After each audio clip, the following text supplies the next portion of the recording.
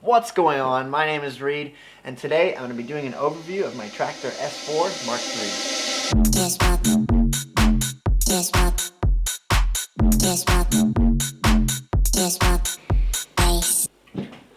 III. Alright, so let's start with some of the things that I absolutely love about this device. The first thing is that the build construction is awesome.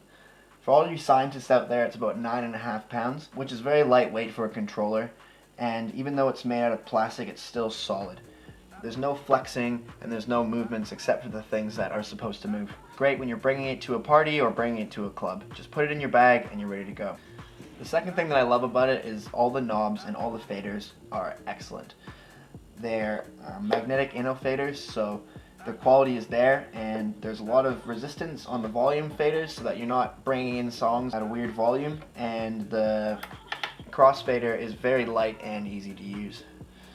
The next thing is the jog wheels. So there's two modes on there for the new Traktor S4 Mark III, and the first one is of course your normal jog wheel, which just works like a normal jog wheel, and the second one is turntable mode, where the thing actually moves, and when you go over a transient, it vibrates to let you know where you are without looking. And this is very useful for people who like that turntable feel or want to have, something to impress their friends, and it's kind of a cool thing to have.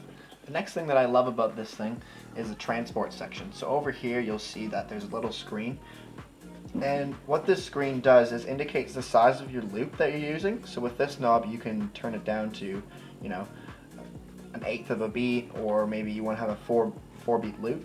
And when you initiate the loop, you can change the size of it while you're in it. So this is real good for if you're trying to do build-ups or anything like that.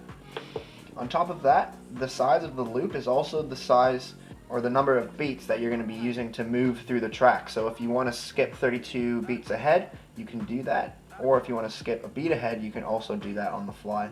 This is really useful for fast-paced DJing and when you're doing songs that you don't really know that well. You can skip back and forth, and it's just great for that.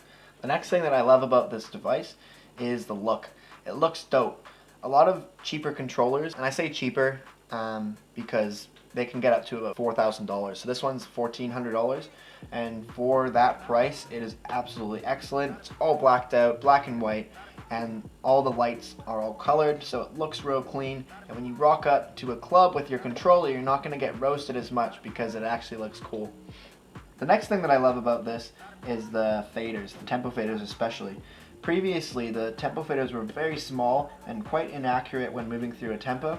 Now they're a lot bigger, which is great for when you're doing beat matching and other tempo related things. Potentially you're slowing down the song, speeding it up. This bigger faders allow you to get a lot more adjustments in place. The next thing that I absolutely love is the addition of XLR outputs. For those of you who know what that is, it's proper club outputs, and that's one thing that sucked about the last one. The last one, you'd bring it to the club and you'd have to bring those adapters, which would just look garbage and was real unprofessional. And when you just come in and plug it into a club system, that's what you really want in a mixer. But for those of you DJing at home, you still have the RCA outputs, so you can plug it into your speakers and just use it casually. In addition to those outputs for the mains, we also have a booth output, which is excellent for when you're using, once again, an actual club setup, because most of the time you have two outputs, one for your booth and one for your main out. And there's an adjustment on the mixer, which is awesome. Now let's talk about some of the things I don't really like about this device. The first thing is the size. And I know that I said I loved the size and portability of it before, but actually what you want really is something that's really usable. And just in my personal preference, I would like something a little bit bigger so that it's more fun and easy to get between all the knobs and stuff. Unfortunately, this is the style that I love. They have a bigger mixer, Native Instruments, but it doesn't have any jog wheels, and personally I don't like it. So this is all they've got for me, but I just wish it was a little bit bigger so you could have a little bit more fun on it. The next thing that I don't really like is the volume of the output on this device. The sound card in this thing is great, the sound quality is good, but it just doesn't have as much volume as you would find from something like a DJM 900 or some of the Pioneer controllers. You'll notice that most of the time your master volume will be quite high, and you know, this should be unnecessary. You should have it pretty much at halfway and have pretty much full volume. So just the output, you'll notice, is a little bit less than normal. What some of you might want to do in a club setting would perhaps be to take the output from your controller, put it into a mixer, boost the volume a little bit, and then have that go out to the mains. And which, you know, you shouldn't really have to do that, but in this case, that's what I would recommend. The final thing I don't like about this is the fact that it doesn't always work. And when I say that, I mean 99% of the time it's working, but 1% of the time it's not working. And that's not good enough for someone who needs to be DJing in a club and they're getting paid to do so. You can't have any mistakes, you can't have any errors. It's just, you don't have time for that and you don't have money for that.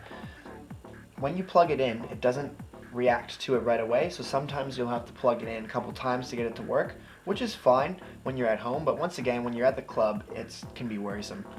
Following off of that, the last thing I don't really like about this device, and by extension Traktor itself, is that sometimes it can overload and crash. I haven't experienced this very often, and it could be a problem with my computer specifically, but it's not very confidence inspiring when you have your main music source crash on you. It's just terrible, and especially if you're in front of a large crowd and you know you're mixing some good tunes and then it just falls out, it's garbage.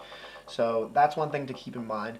I would suggest using Traktor and this sort of setup as more of a home setup, and DJing at parties and that sort of thing, a way to practice. It's excellent, but it's just not 100% there when you need it, and that's something that's necessary for a DJ. In conclusion, I think this is an excellent device. I love this device. I love Traktor as a whole, and I love the way it works. I would recommend it to anyone who's learning to DJ and wants to get right into it and was willing to spend a little bit of money to start their setup. I think that people will enjoy this for many years, and I think that this thing will definitely last through a good hammering. But if you're looking to DJ in the clubs, perhaps you want to go over to some of the Pioneer mixers. I know the DJ 1000, I think it's called. That's a full sort of CDJ setup, and that will be a little bit closer to what you're going to experience in the clubs. This is more for people who want to work a little bit differently and those who actually just love Traktor. If you're already a Traktor user and you're wondering if this is a good fit for you, I'd say yeah, 100%. It's definitely excellent, and it's a good extension of Traktor itself. I would 100% recommend it, and thank you for watching this video.